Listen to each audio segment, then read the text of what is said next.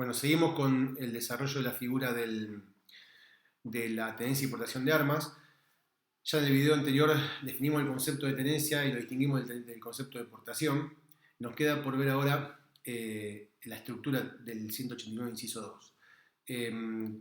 Reiterar que, por un lado, tenemos la figura básica de tenencia de arma de uso civil, que se agrava la tenencia cuando es de arma de guerra.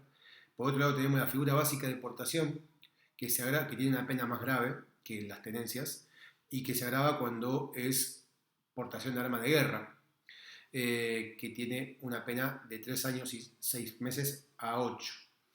Luego tenemos también que se agrava cuando el que fuera sorprendido en portación fuera una persona con antecedentes penales por delitos dolosos o bien estuviese gozando de algún beneficio o excarcelación. La pena se va de 4 a 10 años, ¿no? En esa estructura entonces es importante que distingamos, y vamos a ver también que hay atenuantes, pero es importante que distingamos entonces qué diferencia un arma de uso civil de un arma de guerra.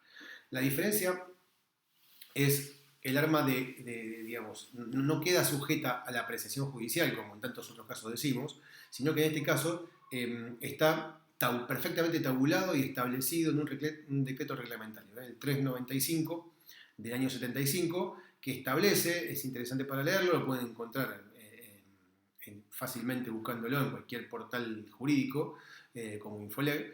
Van a ver que distingue los distintos tipos de armas, cuáles son las armas de puño, las armas de hombro, las armas de uso deportivo, etcétera, etcétera. Está todo establecido y además establece la diferencia para distinguir un arma de uso civil y un arma de guerra. Básicamente el arma de guerra no es un arma que es usada necesariamente en la guerra, ni tampoco necesariamente y exclusivamente por el ejército, sino que se le llama así al arma que tiene un mayor poder lesivo, un mayor poder de daño por sobre las armas de uso civil. Los criterios para distinguir una de otra que se usan tienen que ver con dos factores: el calibre de la munición, o sea, el grosor de la munición, y el largo del caño, entre otros factores, pero estos son los más preponderantes. Obviamente, a mayor grosor de la munición, más peligrosa es el arma.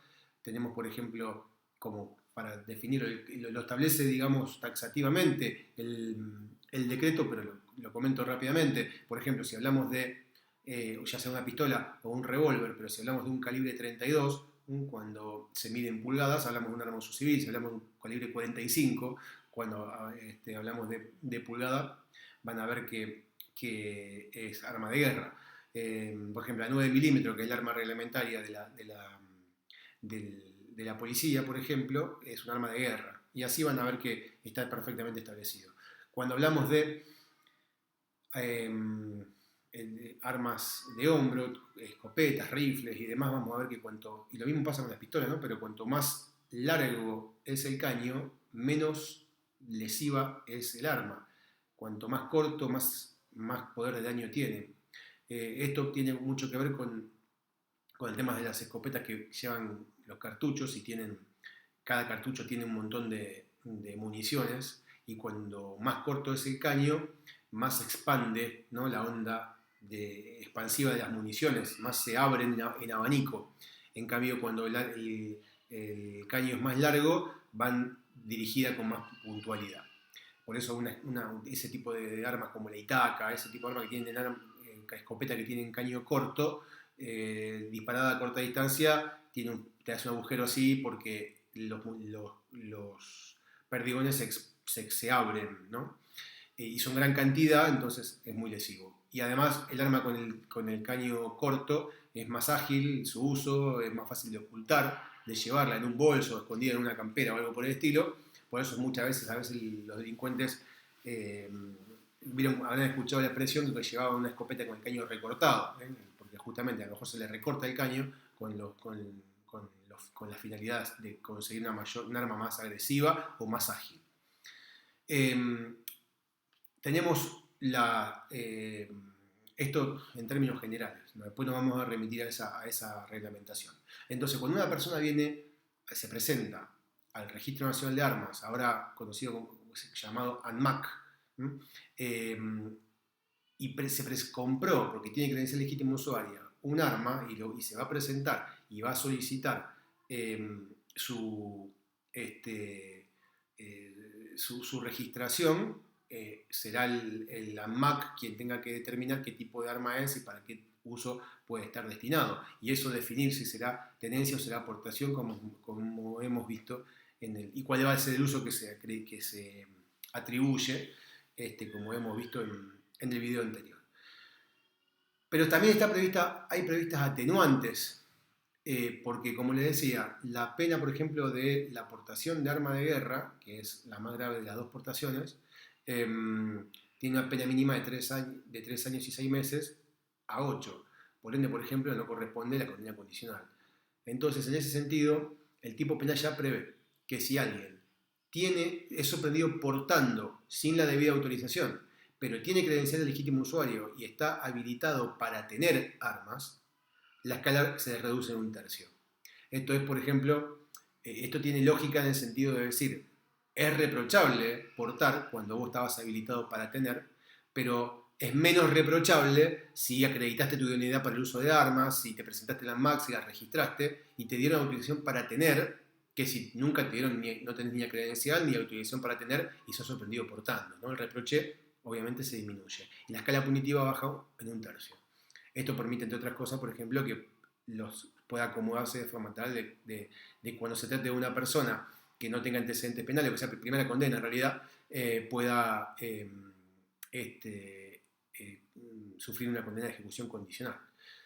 También se reduce la escala punitiva cuando, por las características personales del sujeto y por las circunstancias del hecho, nos hace surgir que el arma no la estaba portando con el fin de cometer un delito con fines ilícitos.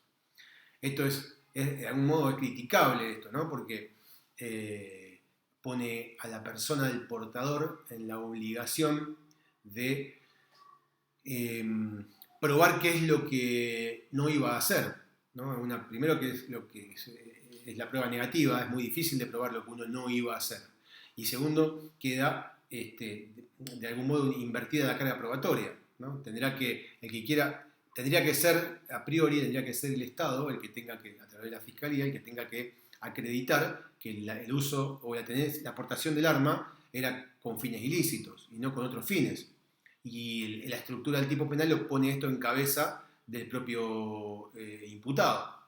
Entonces es discutible. Pero bueno, tengamos en cuenta que estamos en un delito de peligro abstracto. Las tenencias son delitos de peligro abstracto. ¿Se acuerdan que yo le decía cuando hablamos de la seguridad pública nos vamos a encontrar con tipos penales de peligro abstracto? Este es un ejemplo. Hay una inversión de la carga probatoria. ¿Qué es el peligro abstracto?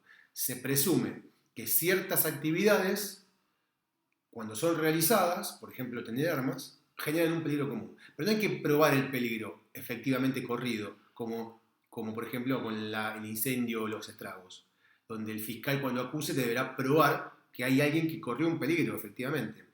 En este caso, no hace falta probar el peligro, ya la actividad de tener se presume peligrosa, ¿bien? Y se invierte la carga probatoria, propio de los delitos de peligro abstracto, discutibles desde algún punto de vista, desde el punto de vista constitucional, pero ya admitidos, ¿no? Sobradamente. Cerrando entonces, además de la aportación y la tenencia, se castiga también el acopio. El acopio es cuando no se puede justificar un número de armas, de piezas o de municiones elevado, cuando no se pueden justificar con un fin, sino con un fin deportivo o de colección. ¿Bien? Si yo me dedico en la caza y soy cazador y puedo tener varias armas, obviamente, pero tendría que justificarlo desde ese punto de vista. Si hacen un allanamiento y encuentran a una persona que no practica tiro al blanco, ni es cazador, y le encuentran 6-9 milímetros, claramente está copiando armas y no tiene ni una colección, porque no guarda ningún criterio de colección, ni tampoco puede justificar un fin deportivo, si no se dedica a ese deporte. Aparte tendrá que justificarlo con las armas adecuadas para el deporte en cuestión, y si es una colección tendrá que tener un criterio de colección, ¿no? Juntar 9 milímetros no parece que fuera una colección. Más bien es acopio. Luego, castiga también, hay que fabricar ilegalmente armas, o sea, sin tener la autorización de ANMAC para fabricar armas. El que fabrica armas legalmente, pero que no le pone el número de serie, por ejemplo, o la fabrica en duplicado, más de una con el mismo número de serie. El que vende armas sin exigirle que el comprador le exhiba la credencial del legítimo usuario. El que vende armas sin autorización para vender armas y sin pedir la autorización a menores de 18 años. Bueno, seguramente falta alguna de las conductas que están previstas, las más importantes ya las vimos. Bien. Este artículo 189 bis es muy largo, hay que tomarlo con paciencia. Vean también el artículo, el decreto reglamentario, ¿no? El 395 año 75, como para tener una noción de lo que es la clasificación general de las armas y